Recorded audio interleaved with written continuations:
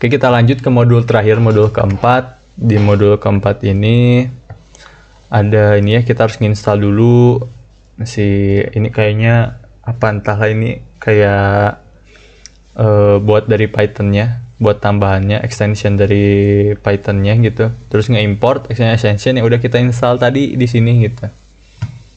Karena ini base-nya base Python kayaknya. Karena di sini OpenCV Python. Oke, kita lihat langsung filenya. Nih ya, saya udah nyobain juga. Setelah diinstal banyak banget tuh yang kita install ya. Terus ini setelah diimport juga semuanya, kita masuk ke langkah pertama. Langkah pertama di sini ada load dataset. Load dataset ini kita masukin dataset kita. Jadi di saat bagian dataset pad ini kita nge-copy dataset kita. Jadi sebelum itu kita perlu ngebikin dulu datasetnya. Datasetnya di sini saya bikin dibikin folder. Dataset itu folder ya, bikin folder namanya dataset. Terus di dalam datasetnya ada subclassnya, ada subfoldernya, yaitu kelas 1 dan kelas 2. Terus di tiap kelas saya masukin gambar. Jadi di saat kita running, dia bakal loaded, dia bakal ngebaca kalau ada 2 image di kelas-kelas ini gitu. Terus langkah kedua di sini konfigurasi 5V cross validation untuk nge-scanningnya, untuk volt itu berapa kalinya gitu. Nanti karena ini akan kepake di bagian saat kita ini nih training ininya, epochnya itu baca gimana sih nggak tahu ya. Oke, lanjut. Langkah ketiganya di sini kita training si epochnya ini apa, entahlah, dataset kita training ya di sini ya. Saya juga kurang paham, cuman dari yang saya baca kayak gitu. Nah, ini di langkah ketiga ini nih, training pada setiap volt gitu. Setiap volt. Nah, di sini kita copy paste aja. Dan seingat saya di sini gak ada yang perlu diganti lagi sih. Cuman ada beberapa codingannya yang salah ya. Udah saya benerin juga karena saya cobain yang ini udah bener. Cuman yang bagian keyvote validation atau yang mana gitu ada yang salah. Jadi harus diganti. Ini kalau gak salah ini ada salah juga deh. Terus udah saya coba ganti juga, udah saya cari gimana yang benernya codingannya. Yang ini sama yang langkah ketiga ini, kalau gak salah deh. Tapi udah saya ganti. Nah, di sini setelah kita udah konfigurasi ini ya, keyvote-nya, di sini kita bisa running deh si volt-nya ini nih. Jadi tentukan jumlah volt-nya dulu berdasarkan jumlah sampel. Di sini ini ya, volt-nya udah ditentuin. Jumlah sampelnya entahlah di sini apa ya, 5.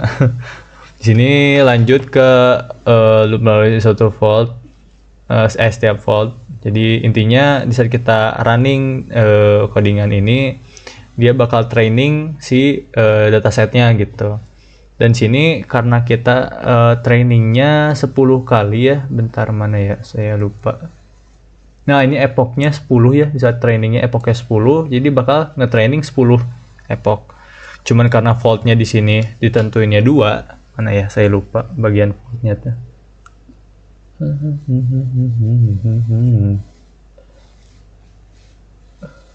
Ya, intinya di sinilah. Nah, di sini akurasi voltnya kayaknya. Pintalah, pokoknya di kayak voltnya ini kayak ada berurusan dengan ini juga. Saya kurang tahu juga ya. Jadi di sini voltnya ada 2, dimana kita bakal training si data jadi 2 kali gitu. Nah, ini setelah di training ya. Dan di sini langkah terakhir, langkah keberapa ini? Langkah keempat kayaknya ya. Di sini evaluasi keseluruhan dan confusion matrix. Ini juga kalau nggak salah, ini ada yang salah gitu dari codingannya. Dan udah saya benerin juga. Karena waktu pas salah tuh katanya dia cuman ngebaca data gitu, bukan kelas kalau nggak salah. Ya udah saya benerin, ya bisa ngebaca deh. Dan ini hasilnya gitu. Dengan epoch 10. Begitu. Kita ke pertanyaannya di sini, uji pengaruh jumlah epoch terhadap hasil akurasi. Uji pengaruh jumlah epoch. Jadi jumlah epoch tuh yang ini ya. Yang ini coba kita ganti epochnya jadi mungkin 2 ya, biar cepat aja kita trainingin datanya. Nah, ini.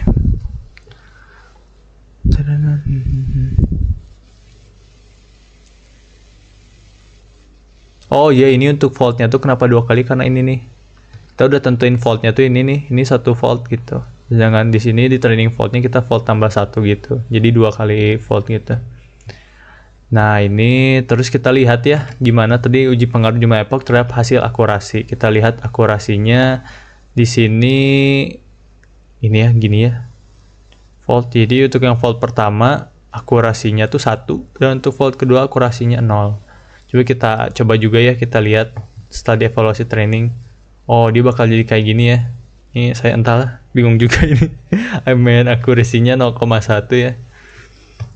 Coba kita lanjut, coba tambahkan lapisan tambahan pada model untuk melihat perubahan performa. Lapisan tambahan tuh yang mana ya lapisan tambahan? Kayaknya di bagian sini gitu. Oh, ini kayaknya ini. Ya, setelah saya cari ya, di sini ternyata ini nih lapisan tambahan. Ini lapisannya itu. Sini kita cuma perlu Ctrl C, terus Enter, Ctrl V. Kita tambahin lapisannya. Terus coba kita ganti ya, ini jadi 500 coba ya. Oke, di sini kita coba start ya. Coba tambahkan lapisan tambahan pada perubahan performa.